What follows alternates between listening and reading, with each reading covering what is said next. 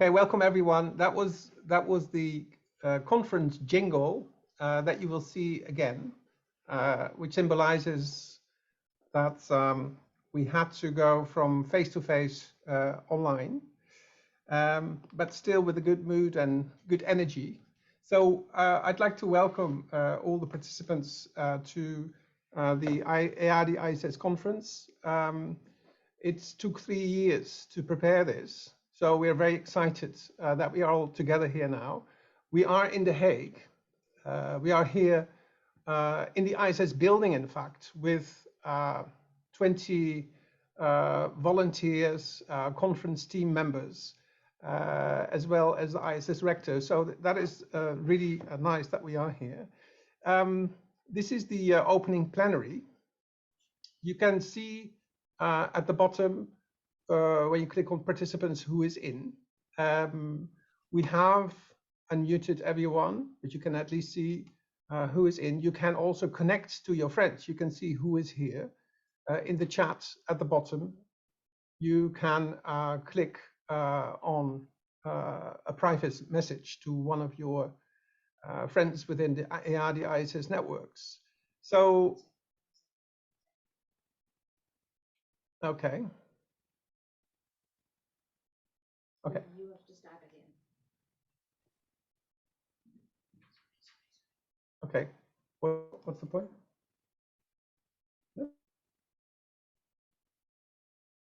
Okay, I just hear the message. Sorry, that I have to repeat my message because some people are just coming in and have missed my introduction. So I welcomed everyone, and I said it's great to be here after 3 years of preparations. We are in ISS. Behind me, you see the ISS stairs, where we are welcoming you. You can connect individually to each other, either by using the chats. You can also later on today at 5 o'clock visit the coffee corners sessions, or you go to the butterfly bar, which is the famous bar in the ISS where you can book a table and then meet up individually or with a group. You have to book a table, otherwise it's not working. The plenary sessions are recorded. The individual panel sessions are not. So this session is recorded. That's for privacy reasons. And I would like to briefly introduce our guests of today. I'd like to start with the Rector of ISS, Inge Hutter. We have the President of EADI, Henning Melber, with us. And then after the introductions of Inge and Henning, we start our roundtable discussion with Sri Satya from the ISS, from India, Patricia Mendonça, who is in Sao Paulo with the University of Sao Paulo, Danny Srikalanda from Oxfam GB, and Melissa Leach from the Institute of Development Studies in the UK. So welcome all of you. Very nice that you're here. So far we have no technical glitches, so we can happily start. I'd like to give the floor to Inge Hutter. Yeah, thank you, Kees, and so nice to see you all on the screen. Very warm welcome to the EADI-ISS Conference on Solidarity, Peace and Social Justice on behalf of the whole ISS community. We are happy to be able to greet so many of you this year after we had to cancel last year's conference due to the corona crisis. I hope that you are all well and healthy. Having a conference online has an advantage too. More participants from the Global South can join us, and we save travel and energy this way. And although we are online, I do hope that you get a feeling of being at ISS, in the ISS community, the coming days, and that you're with us in our beautiful building here in The Hague. I hope that you will feel welcomed by staff and students, PhD researchers of the ISS community, being inspired meeting other colleagues from all over the world, by exchanging ideas and thinking about the past, present and future of development studies, and by meeting several of our partners who are working on development in the city of The Hague, and that is on Thursday morning. This very morning, also the 17th Development Dialogue Conference started. It's organized by ISS PhD researchers. Its objective to present and share PhD research and exchange ideas in development studies. And the theme this year is Engaged Scholarship in Development, Building Solidarity, Peace and Social Justice. And I think an important part of the conference of the PhD researchers is also tomorrow morning a session on going from research for practice and vice versa. And actually it will be a very great link to see the conference is really focusing on engaged research. So how do we link our research to actions, to interventions, to policy briefs, to policy making, to action, political action? And I hope that we will take that along also these days in the EADI conference. And the morning with the institutes in The Hague will definitely give that chance to see how do we link knowledge to action and how can we collaborate more. Because what I feel as researchers in development studies, we're very much engaged with societal relevance of research, which is at the moment in many universities the thing to do, to embed the university in society, in the environment that they live up to. And we as development researchers were actually doing that already for a very long time. So I feel we are pioneers in that, and we can contribute actually there and share our expertise also outside of development studies. So the theme of the EADI conference, Solidarity, Peace and Social Justice. And I can't think about a better theme at this very moment in time, facing the global corona crisis, global climate change crisis, increasing global inequalities, racism, and where we also face a change in the traditional relationship between the global north and the global south, let's say. I also can't think of a better theme, Solidarity, Peace and Social Justice, of a conference that's organized in the city of The Hague, because The Hague profiles itself as the global city of peace and social justice, with its many international institutions. I'm very much looking forward to learn more this week about the role that we in development studies can place in tackling the global challenges, and also to identify how can we contribute to social change. Also, how can we reflect on important changes in our field, and I think especially here of the aspect of decolonizing knowledge. I really think our field is developing, is changing, and how do we go about that? And share actually our expertise and richness. I want to thank the ISS and EADI team members, inspired and coordinated by Kees Dikert, who already was there, for preparing the conference, especially the team of volunteers who will be are working hard, but literally behind the screens, and consisting mostly of our MA students, and they're here with us in the building. Of course, very warm welcome, special welcome to the EADI President, Hanny Melber, and the EADI Secretariat run by Suzanne van Itter and her team. Very nice also, Suzanne, that you're here in ISS and that we just meet, and that gives a bit of a feeling more that we do it together. The relationship between EADI and ISS has always been strong. Two of our former rectors have been EADI presidents, Louis Emmerij and Luc de Larive both. Good to mention here, I think, that Professor Louis Emmerij, the second president of EADI, sadly passed away in December 2019.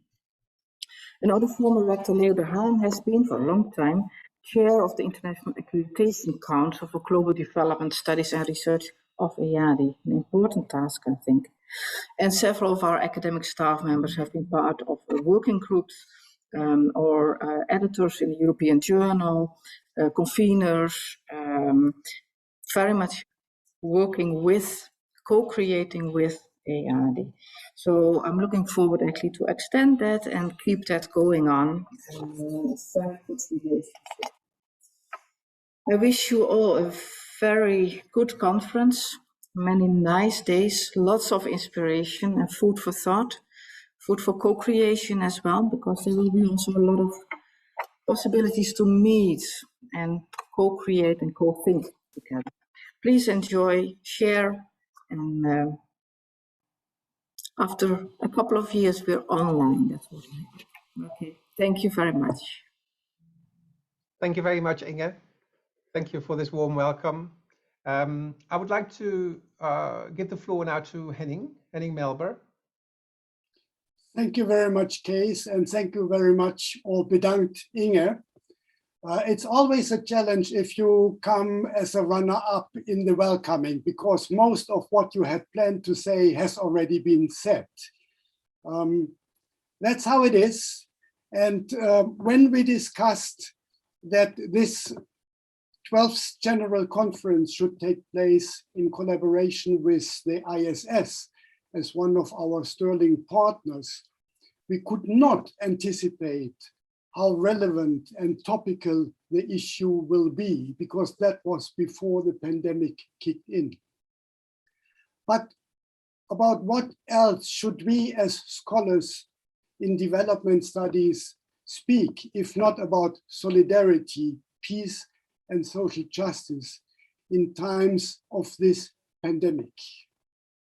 Solidarity has always been, or should have been, at the core of the notion of development. Because about what is development, if not about human dignity, human rights, and social equality and justice? And is there any bigger challenge since the outbreak of the global pandemic than exactly these core issues of development?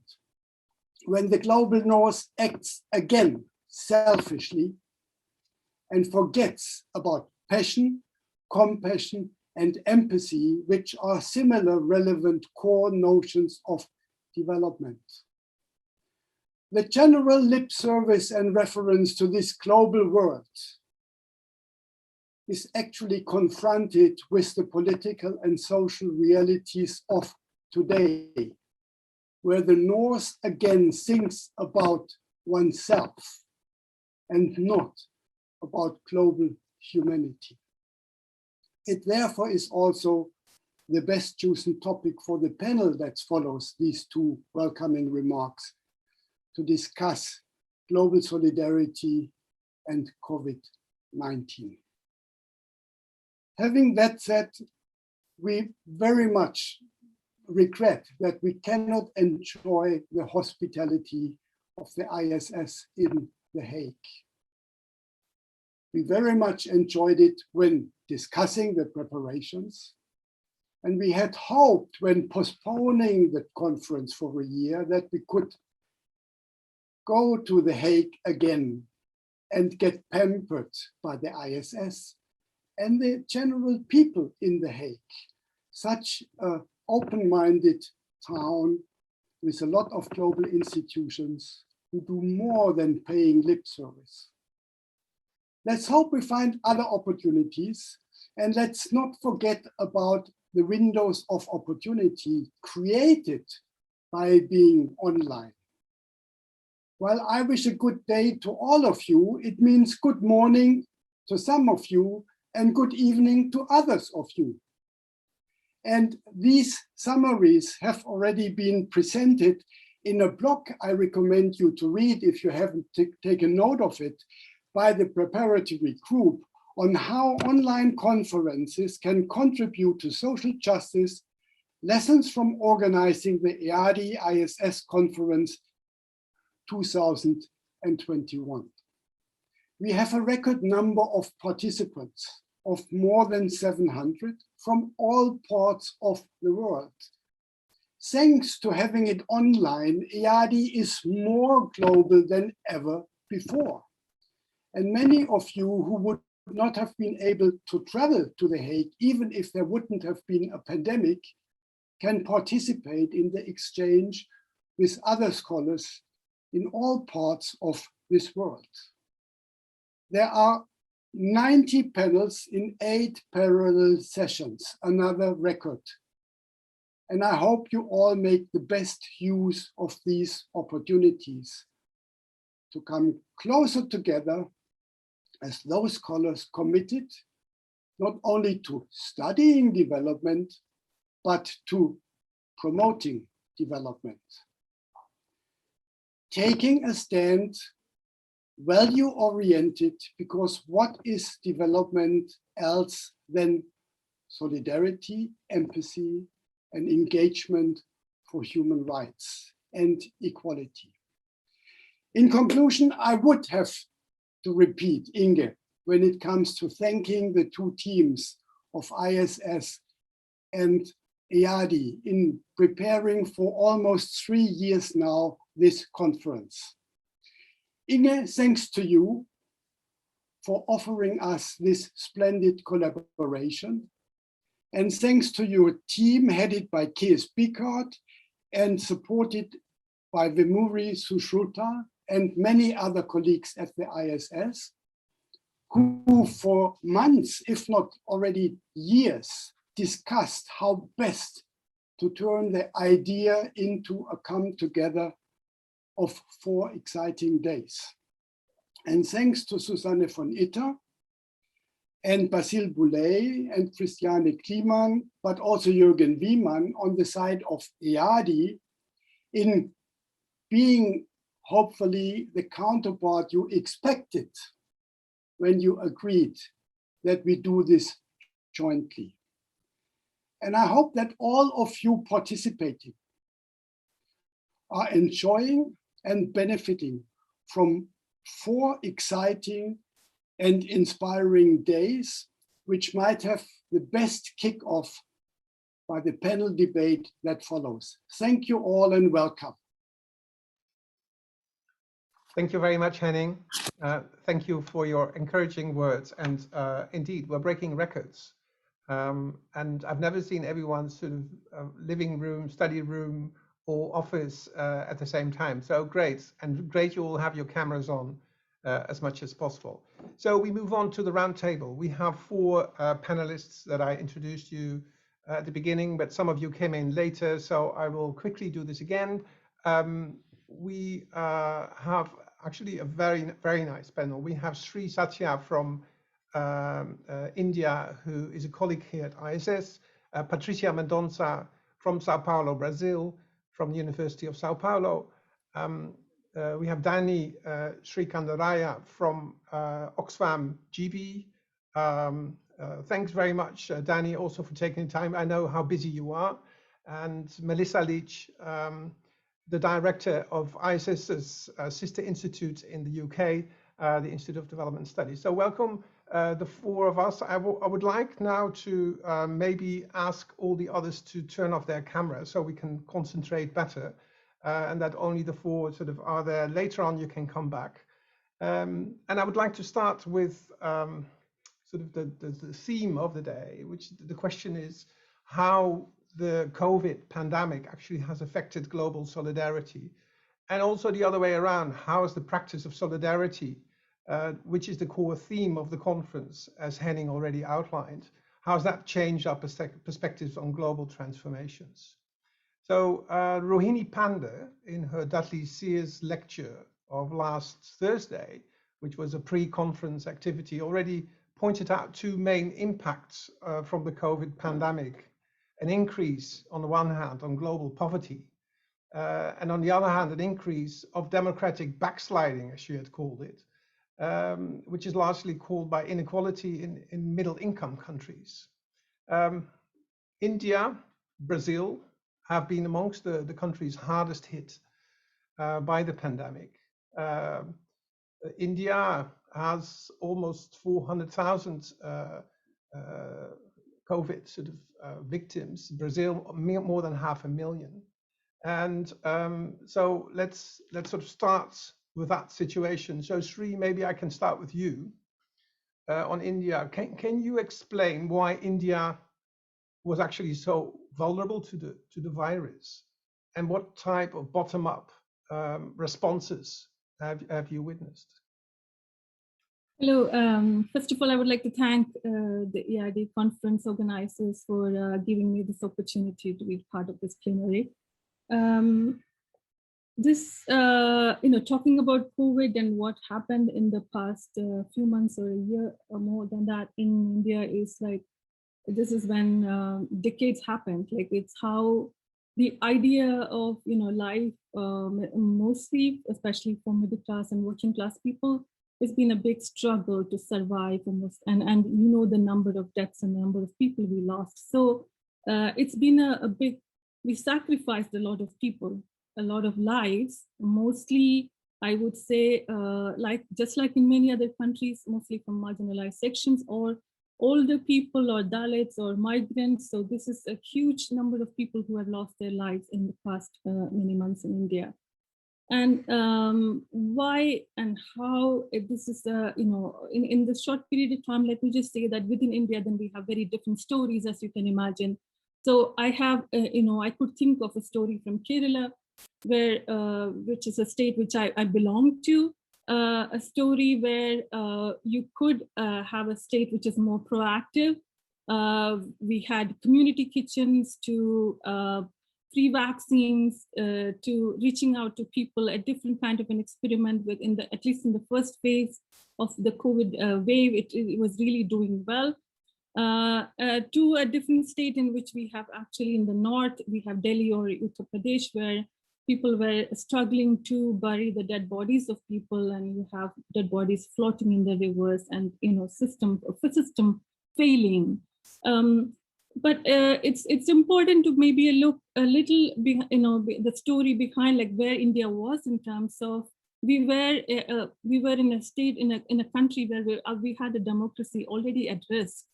If we could compare ourselves with few other say similar leadership, maybe Trump or maybe Bolsonaro. We have Patricia here who talk about Brazil. Modi, Trump, Bolsonaro, these are world leaders who sort of in some ways followed a similar response to how they will deal with COVID. They first of all dismissed COVID in many ways as maybe just a flu, and then they propagated unscientific and ineffective treatments, which is also falling and bringing in a lot of rumors and fake, attempting to hide the data of deaths. So these are things which happened in India in the past many months. So we have our system failed, especially with the second wave. We have a system, a state which failed completely. And then we are here talking about solidarity. So for me, it's important to say that solidarity happened just among people, ordinary people, common people who supported each other. I don't know whether to call it solidarity, but maybe it is also an attempt to survive, a struggle for survival. People supporting each other, people creating collective and community, responses, and then helping each other to survive. But it is a very unfortunate situation that we had lost so many important lives in this country, and which could have been avoided, and that's the most important part for it. And even when we think about the future, where the situation where the conversation on the vaccine and the politics around what we call vaccine diplomacy, or even an Indian feminist economist is calling it the vaccine apartheid, which is coming up. It's interesting that India, along with South Africa, took an important first step in talking about a waiver of patents in WTO, though it was still a process. But the conversation and how the vaccine distribution will go now, it's the next important step to think about, that how if vaccine will be available for a country like India, which has a huge population. And what happens to India or Brazil is going to have a reflection, as you know, globally. So there is no way in which this not making vaccine distribution difficult, or not allowing a vaccine free easily, making it possible to produce it. It seems that only sort of 1% countries, 1% of the low-income countries have access to vaccination at the moment. So this will definitely have an impact on how the world is solidarity again develops in the future. So I think India has, if we look at certain state-specific stories, we have some hope of solidarity where people coming together. But at the same time, if we want a future which is, moving forward, if you want some kind of a global solidarity, we have to have a better plan in terms of vaccine distribution to begin with, where it will be available for countries which have less resources or a more number of people, and then to address the larger risk of how institutions, how capable our institutions are, like our Indian state working on our own democracy, and avoiding things like, say, example, religious festivals, which has been a big issue in India, how that has sort of contributed to the spread of COVID, and then conflict between whether it's a Hindu festival or a Muslim festival. So this is a risk which we have to, the one biggest threat we need to address within the country is to how to make our democracy and our state function in a better way, and then globally to look forward for more solidarity in terms of vaccine distribution and other resource sharing. So I would leave it there, then to come back later. Okay, thanks very much, Sri. And indeed, I think we will come back to sort of the perspectives in the near future and maybe also the medium future. Let's go to Brazil and to Patricia, who has witnessed people on the streets that are, well, the whole situation in Brazil is very politicized around COVID. And they are now asking for the president to step down. Fora Bolsonaro, you can see. Why is Brazil so extremely affected by the pandemic? And how have people responded in such a fierce way? Well, thank you, Keith. Thank you very much for EADI organizers for this invitation. I'm very happy to join you today. I am speaking from São Paulo, Brazil. And of course, you all know that we have one of the most negationist governments and leaders. And this has been reflected in the way that we are being affected by the pandemic. But before talking to Brazil, I would like to talk about the situation in general in Latin America. We are watching here some very serious, we can call democracy backlash. I prefer to highlight the shrinking space for civil society to act. The case of Nicaragua, Brazil, Mexico. Now we've seen some riots in Colombia. The way the continent is dealing with the pandemic has some sort of history and legacy behind all that. The legacy on extreme inequalities, that is a mark of the continent. And these inequalities have been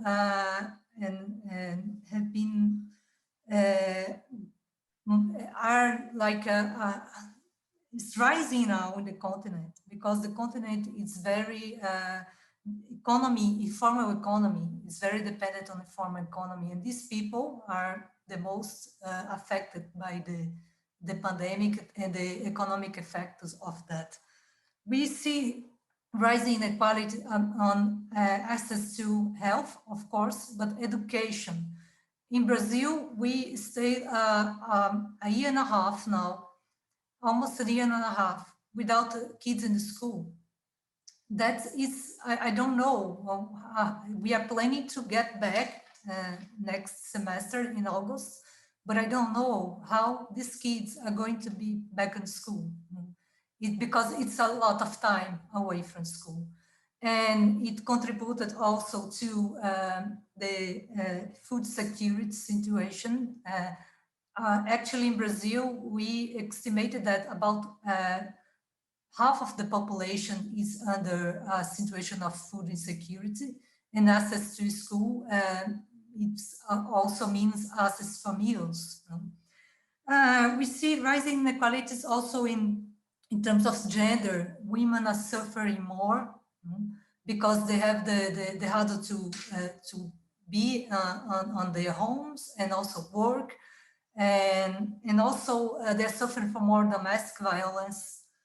And also all of this, unequal access to technology. We are online here. It's possible for us to have computers and internet connections that make this possible, but for most people, it's not possible to work or to study without that.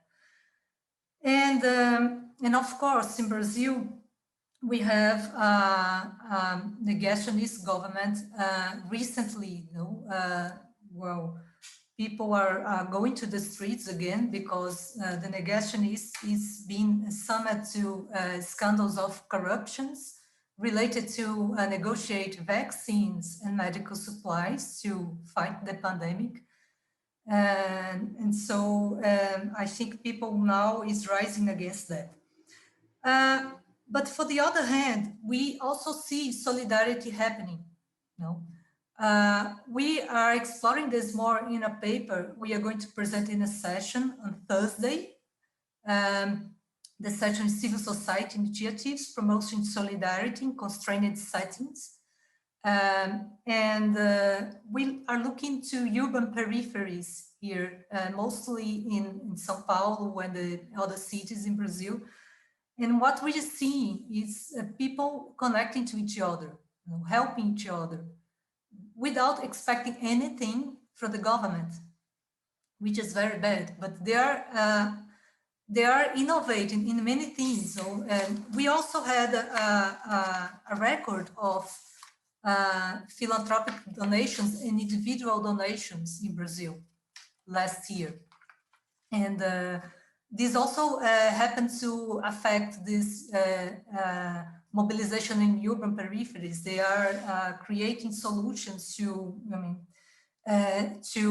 improve donations directed to the most needed without intermediaries.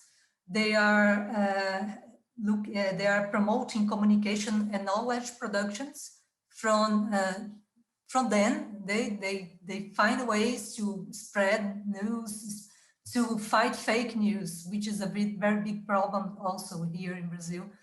And they are fighting, creating solutions to create their own local funds to fight this situation of the pandemic. I see the challenges for after that. Shrina talked about vaccines and access to health, because it's not only COVID. Many people are not having access to treat normal health problems that everyone still have. And this is a problem because we are going to have more people with heart problems and other chronic problems. And so access to vaccine and health services is a big challenge. And also how to recover for this increase of inequality, because we are coming from a situation that in Latin America was very bad, and how we're going to find ways to fight with that. And we are seeing some interesting local mobilizations, but of course we need to link it with a global solidarity movement. And I don't see it very much, but I think that the local can maybe try to get people awareness about this need. So these are my words for you. Hope you can continue the Thanks, conversation. Patricia. Just one thing to clarify. You were talking about fake news. I remember we had a chat 2 months ago, and then you were telling this incredible story about doctors who were forced to spread fake news. Can you remember what we were talking about? They had actually, there was this whole politicization of the news around the virus. Yes, well, Brazil is today is incredibly polarized country in political terms. So what we see is parts of some very conservative elites which included many medical doctors. They are,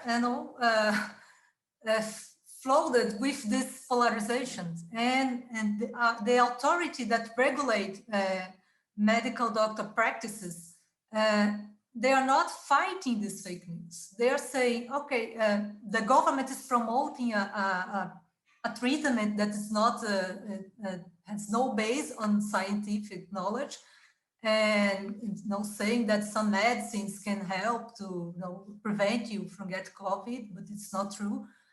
And this authority that it's aimed to regulate, instead of saying, oh, don't believe in that, they're saying the doctors are free, to give the medicines based on their diagnosis. So they're basically saying to the doctors, okay, you can do this because you have support from your leaders, your authority.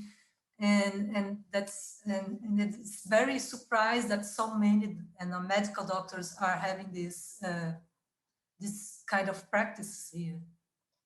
Yeah, thanks, Patricia. Thanks for sharing that.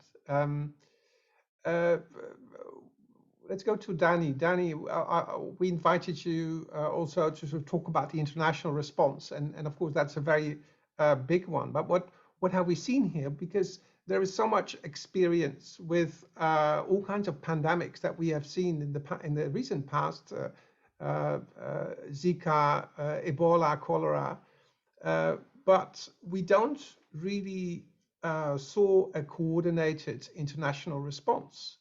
How do you read that? Yeah, thanks, Kees, and thanks for inviting me on. And let me just begin by saying it's so good to have a session talking about solidarity.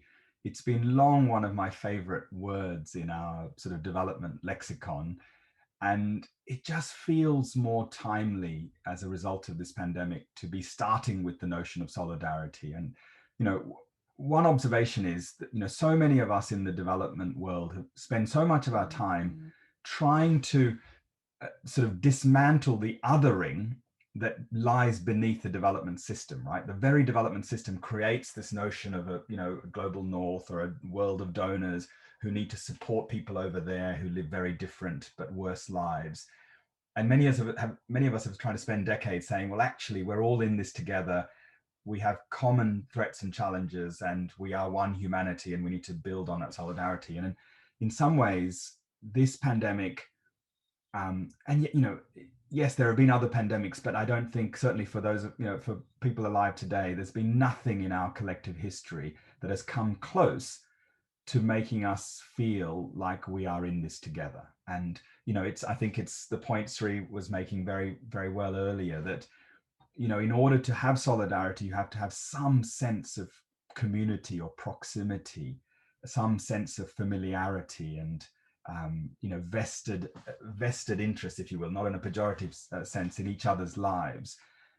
And the optimist in me thinks that perhaps this is the moment for our generation to sort of build back very differently on the basis of solidarity. And I see at least three sort of facets of this manifesting in our work in Oxfam. One is clearly on the health front, and there's obviously no doubt, and Sri and Patricia have talked about how the health impacts have sort of are going around the world again and again. We use this phrase, no one is safe until everyone is safe. But I think if you think through the tragedy of what has unfolded in India and Brazil, it is such a reminder of how important that is, that, the pandemic sees no boundaries. And so the sort of human response to the pandemics also should see no boundaries. And yet, and I hope we can come to this, and yet we have seen such disappointment when it comes to how big pharmaceuticals, how Western states, or even other actors have responded. Have they really stepped up to the mark in terms of what a truly global response based on solidarity should look like? No. There are hundreds of thousands, maybe millions of deaths that could have been prevented by earlier, more concerted, more humane action. Secondly, of course, the sort of economic facets of this pandemic are, I think, in some ways have been another reminder how bound we are together. We knew that long before COVID-19 that, we had economic ties that have been binding us closer and closer together.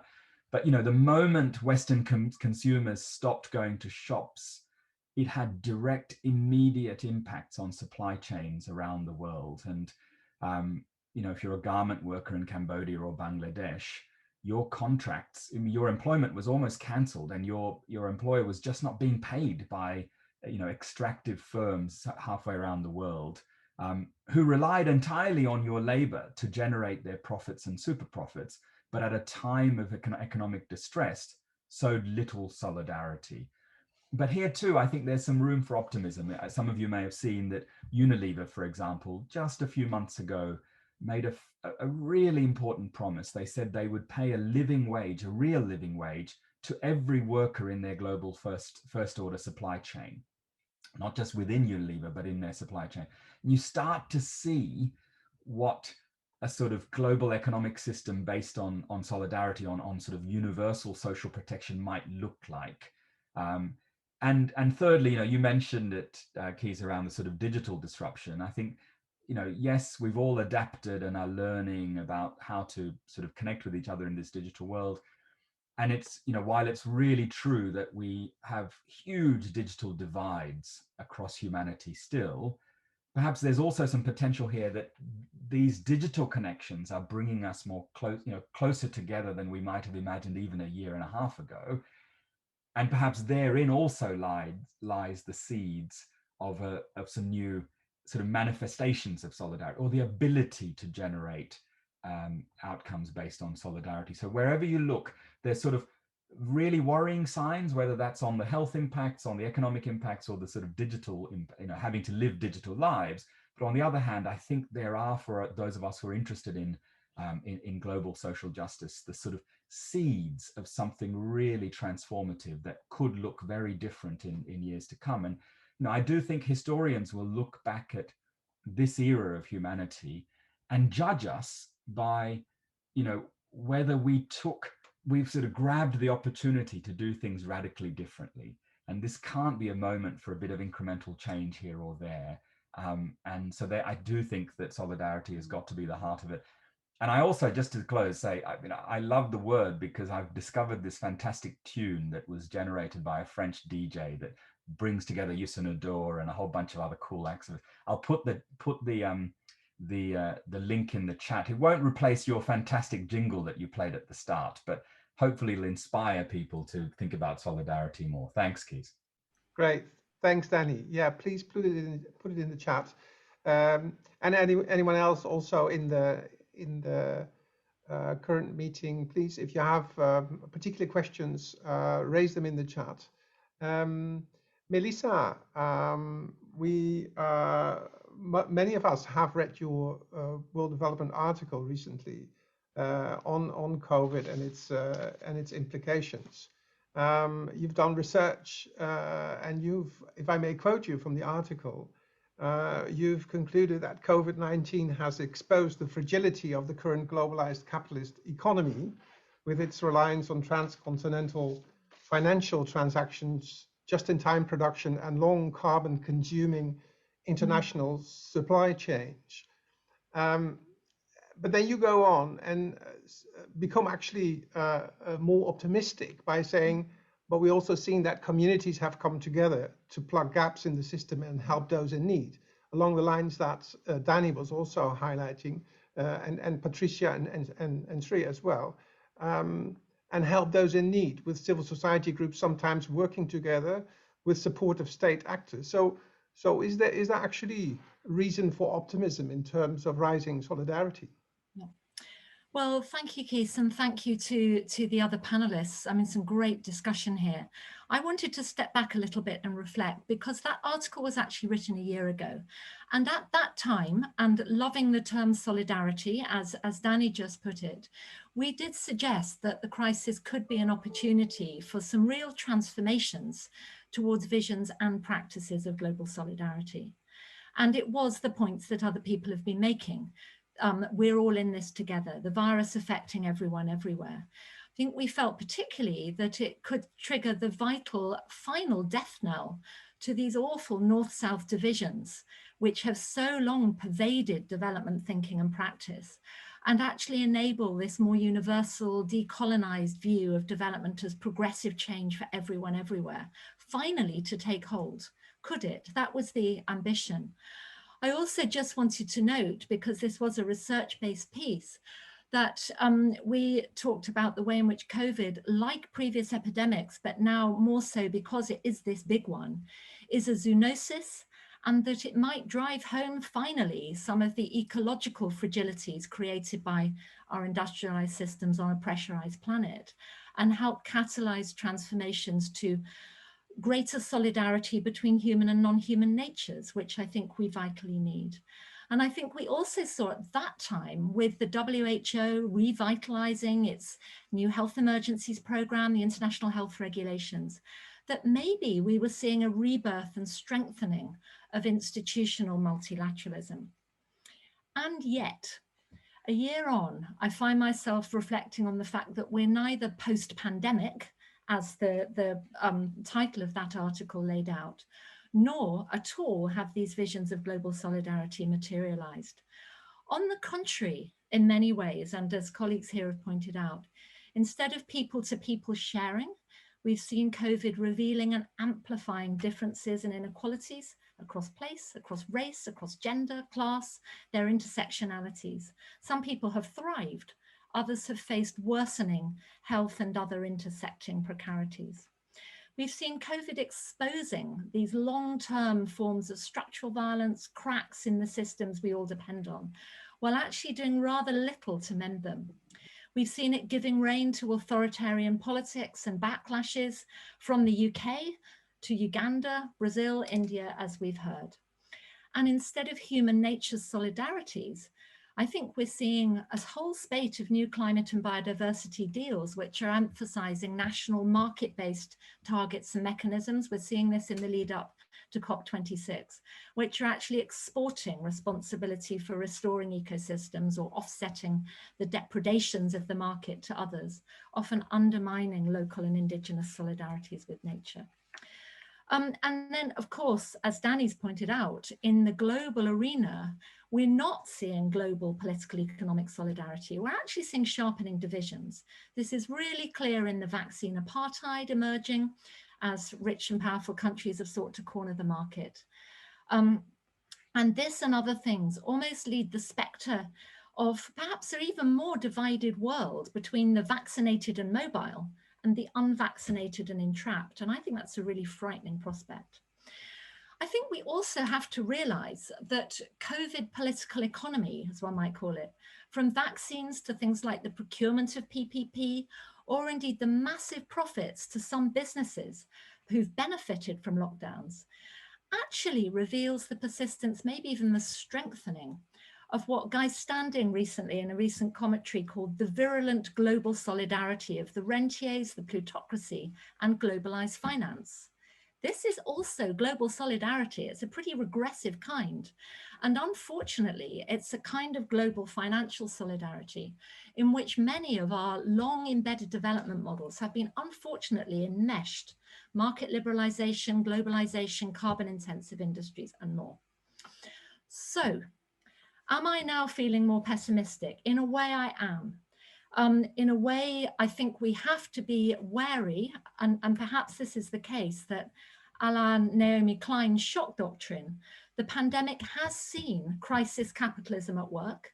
We've seen elites manipulating disruption to shore up and enhance their political and business interests. And that is really, I think, dangerous and a problem. And yet, and this is where I now come to the question you asked me, Keith. The pandemic has revealed a lot of other things. It's revealed practices, particularly of local solidarity, as we've heard, in Brazil, in India, in Kerala, in Nairobi, in the UK, based around people supporting each other, often filling gaps where states have failed, neighborhood networks, solidarities of many kinds around health, around mutual aid. I think we've also seen an unprecedented moment of reflection and imagination about alternative futures. And in a way, this very conference session is an example of that. We are talking more about how things could be different. And that kind of discussion is also alive and well amongst the young, in the media, in fiction, on social media, on the internet. It is a moment of flourishing. And some of the things being talked about there are solidarities that matter. inclusive collaboration, collective action, mutuality, complemented by different ethics and ethics of care, of respect, of empathy, of kindness perhaps, and arguments for new styles of politics, which are more embedded in communities and egalitarian norms, but are matched by inclusive, accountable states and global institutions. Now, maybe it's utopian to suggest that these things can now flourish in the face of what I've just talked about as a kind of closing in of regressive solidarity. But as a really nice commentary by Richard Falk has really recently put it, they are vital counters to otherwise the foreclosure of imagination, which leads us to see no alternatives to business as usual. So I think the question for us all really at this point is, and certainly the question I'm asking myself is, can these local solidarities from the margin globalize? Can we see progressive social global solidarity building from the bottom up, and with it new models of development that actually can challenge these regressive global solidarities of pandemic crisis capitalism? Thank you, Melissa. That's a great question also for all of us for the conference, I'm sure, over the next few days. Before I ask all the other participants in this session to raise their hand or put a question, I would like to ask if the panel members amongst themselves would like to react or follow up on any of the introductions made. Shri, Patricia, Dani, Melissa, would you like to react to some of the points made? Patricia. Just to clarify, when I talked about some medical doctors in Brazil that are recommended, bad medicines to fight COVID, we have a national health system, and we have many brave health professionals doing a lot here, and been for almost a year and a half working above their capacity.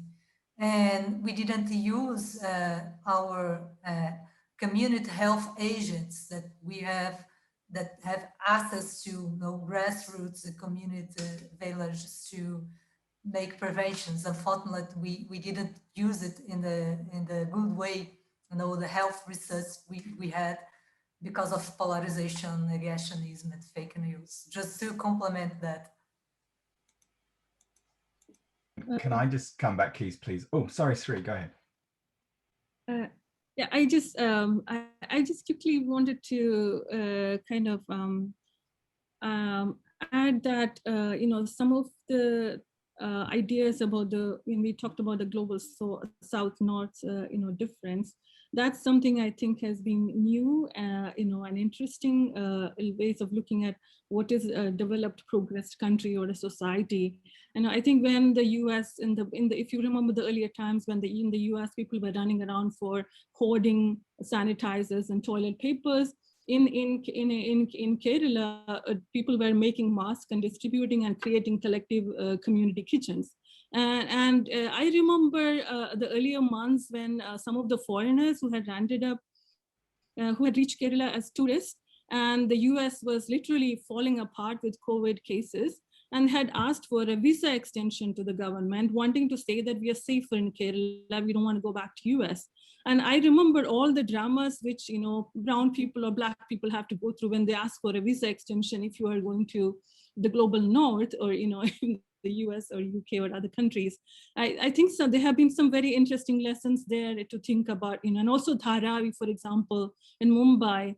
I constantly get asked from people in Europe, even in Netherlands, people ask, India is experiencing a lot of COVID cases because people lack hygiene there.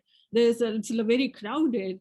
And the story of Dharavi slum, in which there are 650,000 people living in 2.5 square kilometer land, is an interesting story, that the COVID cases, even the second wave, was zero there, while the other parts of Mumbai city was falling apart with COVID cases. So there is a difference in terms of understanding what is hygiene and what is social distancing, and how that can be, there is a slight difference there, and how you actually address it, the meaning of social distancing in a society which is caste, where in India, where caste politics is so big and poverty is extreme. And so there is a lot here, I think, small lessons which we have, which should be open to globally in terms of rethinking and kind of understanding what development and progress and all this growth and all this means for us. And I think that's very important for me. Okay, thanks, Sri. Danny? Yeah, just to quickly come back on Melissa's analysis, which I think is spot on, because I think the sort of the moment we're in is, left unchecked, the pandemic will simply reinforce almost all of that which we worried about pre-pandemic, whether that's climate vandalism, vulgar levels of economic accumulation and inequality, deepening of gender inequities and injustice around in our societies and so on. But I can also see, like in any system change, you can see the little threads that you might want to pull at to, the sort of, peripheral solidarities or disruptive solidarities, if you want to call them, which could undo the whole system, right? So, and who would have thought that 100-odd countries, including the United States, would be backing a compulsory TRIPS waiver, an intellectual property waiver on pharmaceutical rights, even a year ago? Who would have thought, in this country, I'm living in the UK at the moment, where, more than half of paid care workers live in poverty because they're paid below the living wage. It's an atrocious condemnation of our societal values. And yet for the first time, we're talking about not just paid, but unpaid care and its role in society and reproducing our societies in a way that I wouldn't have imagined even 18 months ago. Or, the digital point that's been made just now, who would have thought that the best way to sort of get past the sort of visa apartheid that Teresa is talking about to democratize participation might actually be, all digital spaces. I'm not saying they're better, and I still do miss physical interaction, but herein lies the seeds of something quite disruptive that I think we should need to sort of harvest or invest in.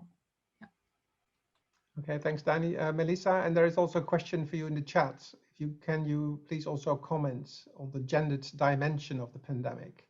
Okay, great. Well, first I'd like to come back to Danny saying I very much agree with this analysis about seeds of transformation from below. It's something that I've used in other kinds of research, and I think we can see it happening here.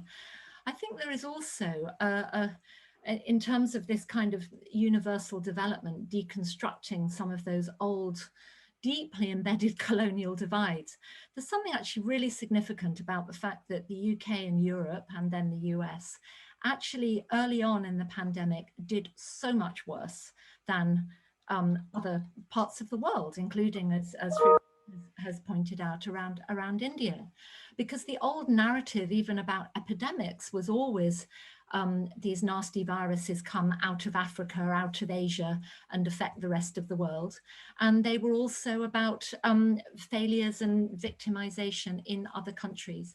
And I think the early experience, when frankly things have been far worse, certainly in my own country in the UK, and handled far worse than other places, has been really significant, has really helped to undermine some of those divides.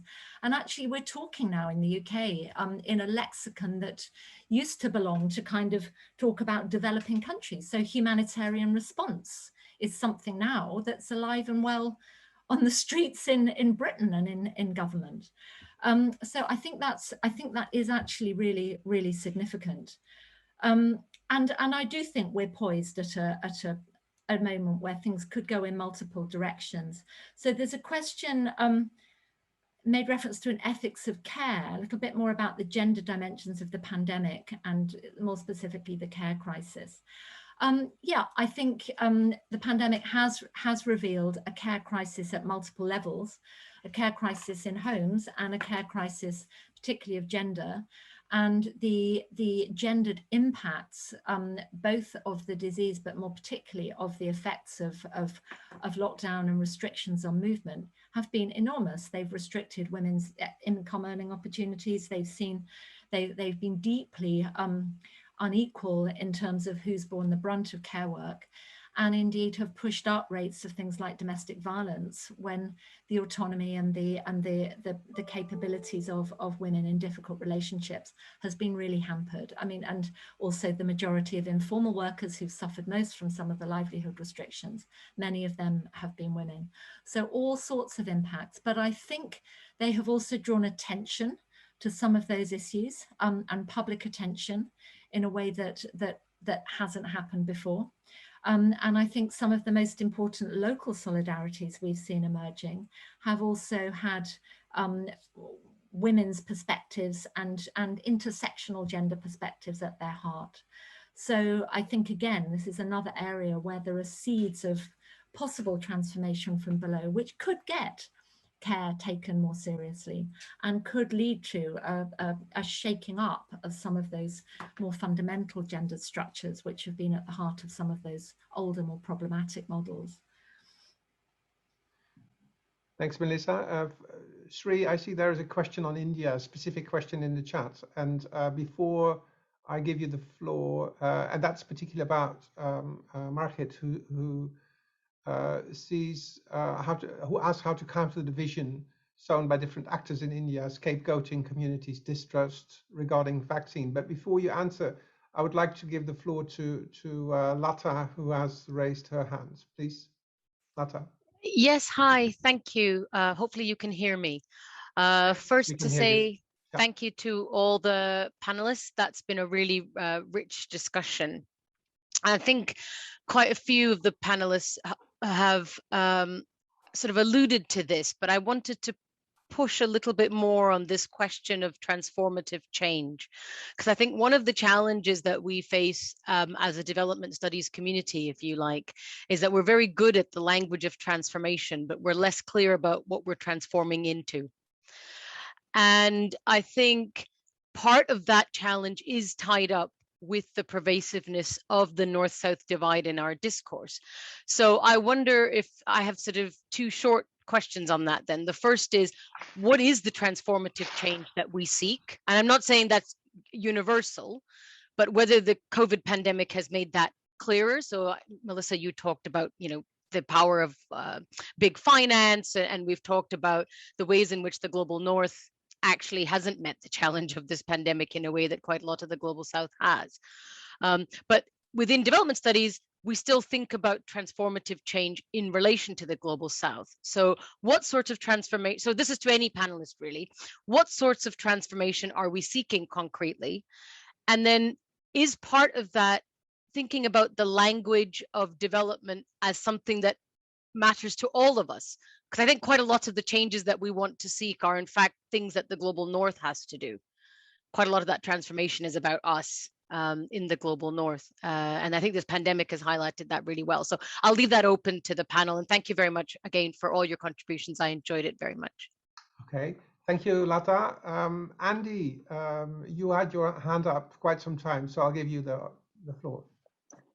Thank you. It's a really interesting discussion. So thank you to the panelists. My question is really about, did we learn anything from the last global crisis? So a lot of the discussion around this crisis and the politics of this crisis reminds me of the 2007-2008 crisis, where there was a real sense of the possibilities of change, the possibility of the collapse of the existing economic framework, or however you frame it.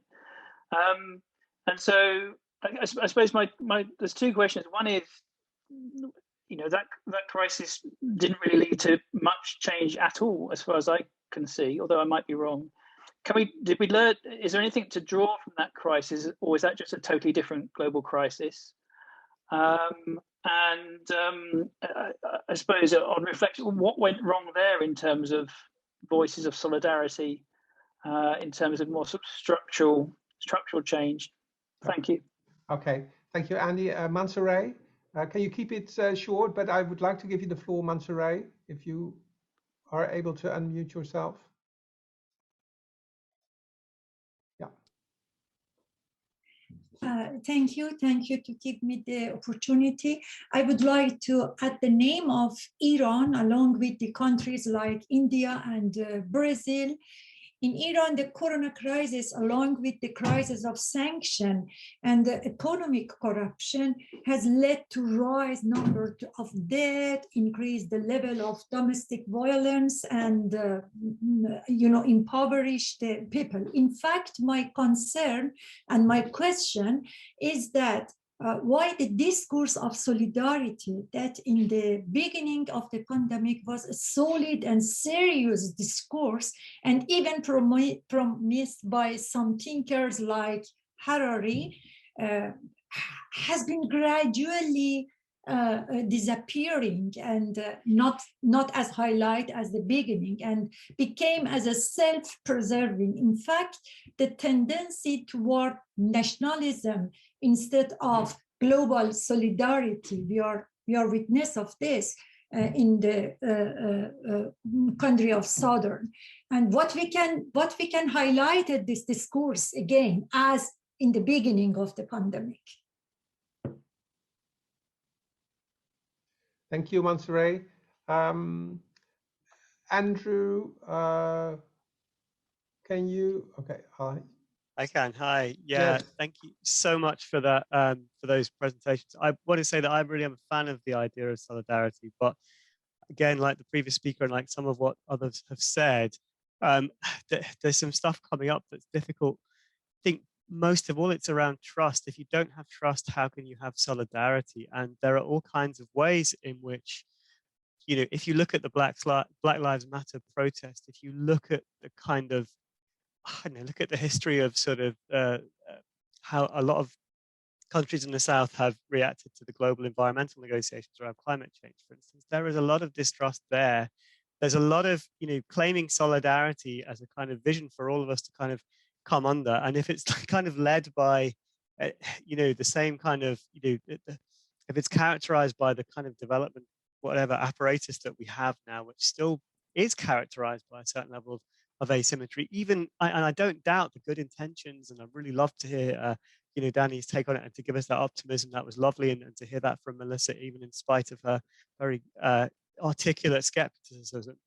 That there are issues here. I'm not sure that I see decolonization agendas and solidarity agendas fitting together very easily. And I wonder also if we need to be thinking about people having the space to opt out, that being a form of solidarity with those people. I'm thinking about indigenous peoples in Brazil. I'm thinking about indigenous peoples in, say, in North America, who find themselves almost at the sharp end of a project of, of modernity, if you like, which is taking over their lives in so many ways, and which is erasing, what they most hold dear. And there's something about sort of, under those circumstances, I'm not sure how much solidarity I'd want to have with, the process of development, if you like. And I wonder how we keep these, how do we hold these things in one place without, losing this sort of the transformative idea and the good intentions behind the notion of solidarity. Thank you, Andy. I'm looking at the clock and I'm responsible for that. So we have 6 more minutes before our session ends, which is not enough to address all these questions and fantastic comments in the chat. But I do want to give all our panel members a brief moment to react to points. And then there is a very interesting end of this session, as you will see. Can we do it in the order that we did? Can I ask we start with 3? Is there any point that you want to pick up and respond to? Thanks, Chris. I mean, there's so many things I would like to share, but yeah, I would like to stick to 1 minute maybe. Just want to think about, I think one space maybe transformation is possible in terms of thinking is, I think, where exactly is social reproduction and care work, and how women, what women have been doing and how that could be rethought about by men, by states, and maybe even by corporates if we are lucky.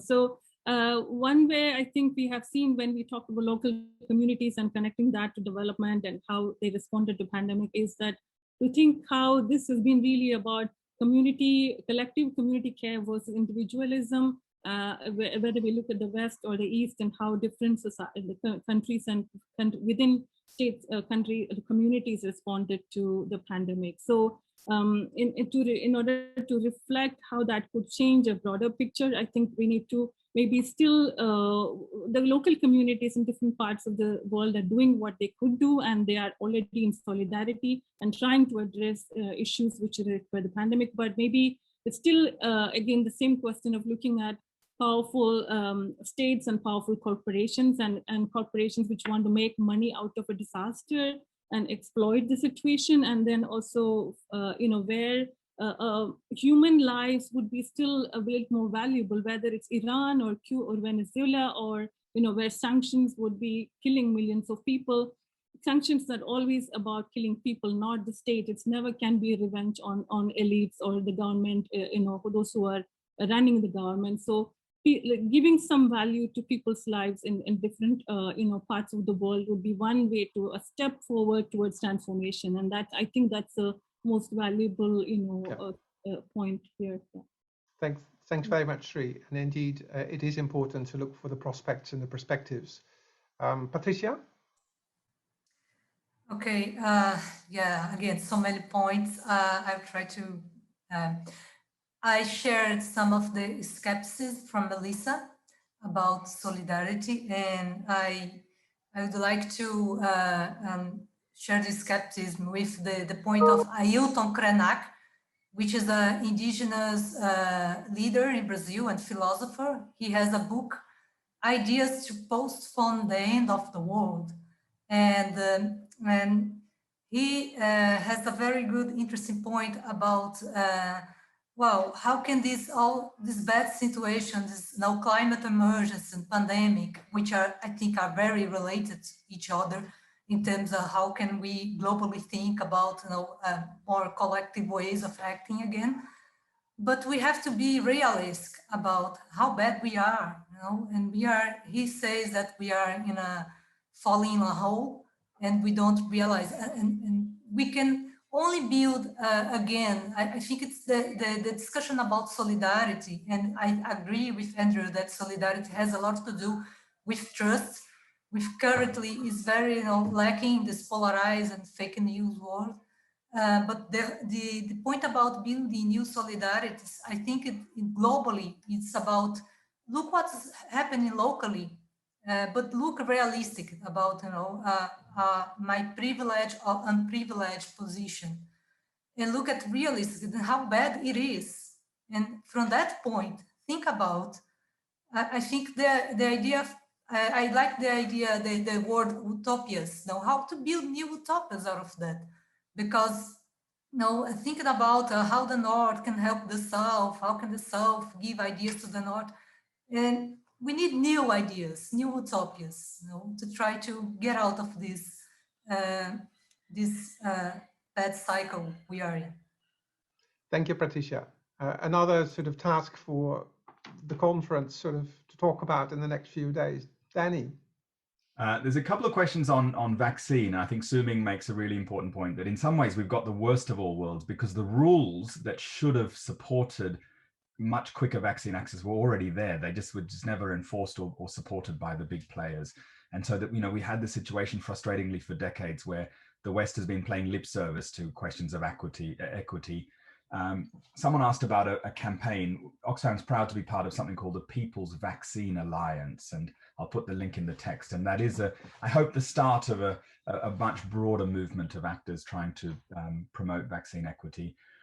I think, one of the things, just a personal reflection that I hope we can discuss over the next few days is, never before have I felt that sort of all what I've been taught around the sort of development mindset or discourse feels at once more useless than ever, but also more useful than ever. And I don't know how I can express that, but it feels like, we're at this sort of massive global point, sort of pivot potential.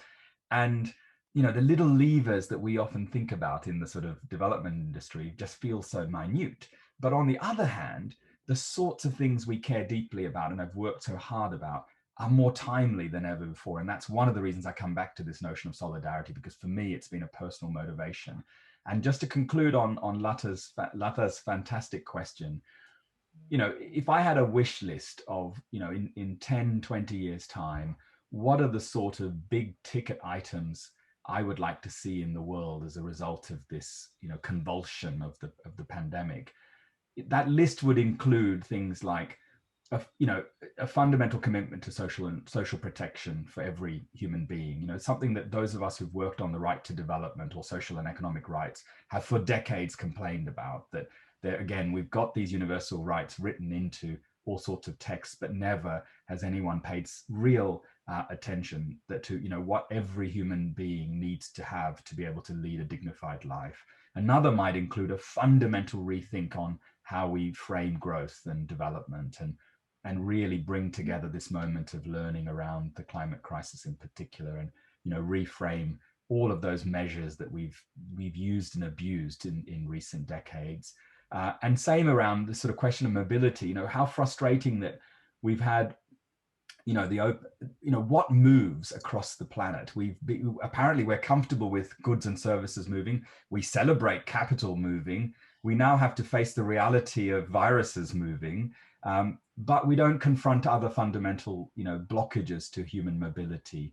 And in 10, 20 years time, I hope we live on a planet where people have greater freedoms to sort of be mobile and unlock some of that frustration Melissa was talking about, this sort of apartheid between those who are vaccinated and mobile and those who have no access to these sort of treatments and medicines and are stuck where they are. That's my wish list. I could go on, but let me stop there. Thanks, Keith.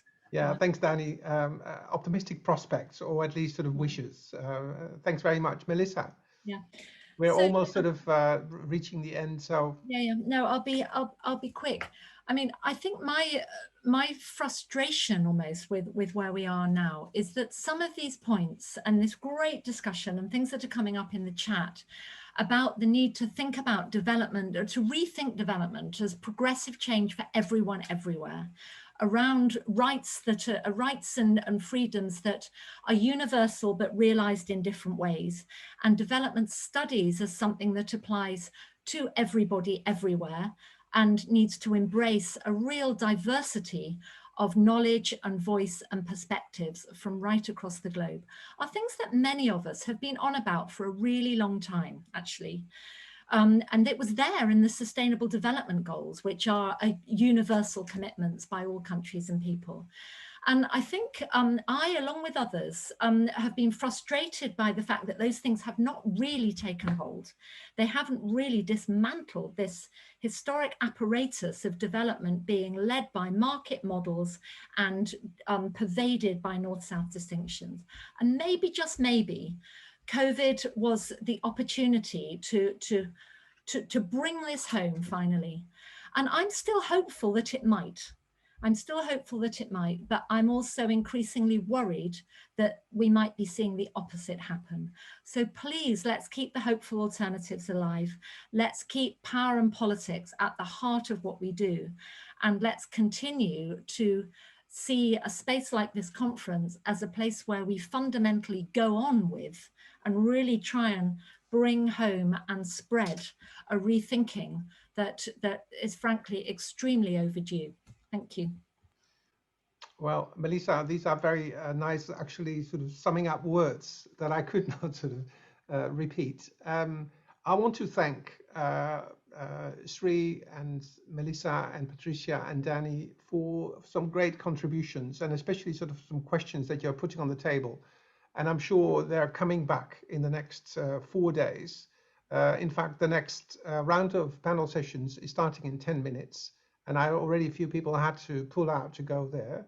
I just encourage you to also visit the discussions rooms at 5 o'clock, the coffee corners, the butterfly bar, use the discussion in the program. And what we would like to do, rather than closing you off now, is to present you to 2 or 3 other conference participants. So we put you in a subgroup and you can say hello and say whatever you thought of it. So thank you very much, panel. It was very rich. Thanks everyone for being here. And now you're just sort of moving out of the room and saying hello to a few people.